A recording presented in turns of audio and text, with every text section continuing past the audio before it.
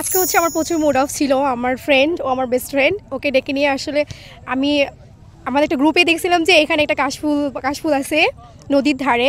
তো ওখানকার ভিডিও দেখে ছবি দেখে আমার অনেক ভালো লাগছে। তো আমি আমার ফ্রেন্ডে বলছি যে একটু ঘুরতে আসি। তারপর ও আর আমি আসলাম। আমরা আসলে ছবিতে যেরকমটা ভাবছিলাম তার থেকেও বেশি সুন্দর, মানে এখানে আকাশ আর হলো যে কাশফুলের কম্বিনেশনটা অনেক সুন্দর। এটা একটু সংরক্ষণ করা উচিত আমার মনে হয়, কারণ আমাদের কুড়িগ্রামে তো ওই রকম পর্যটন কেন্দ্র নাই। তো এটা যেহেতু হয়েছে একটা, তো আমাদের সবার উচিত যে এটা সংরক্ষণ করা। আমাদের প্রশাসন যে দায়িত্বে আছে তারা যদি একটু মানে ভালোভাবে মডিফাই করে আর কি, তাহলে আসলে জিনিসটা সুন্দর হবে। ছেলে মেয়ে নিয়ে ঘুরতে আসছি, ভালো লাগতেছে।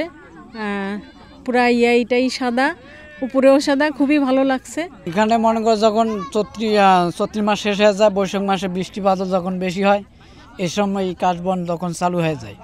কাশবন আস্তে আস্তে যখন বড় হয়ে যায়, এখানে আশ্বিন মাসে যখন মনে কাশবনের ফুল এসে মনে করছে অনেক সৌন্দর্য একটু দেখায়।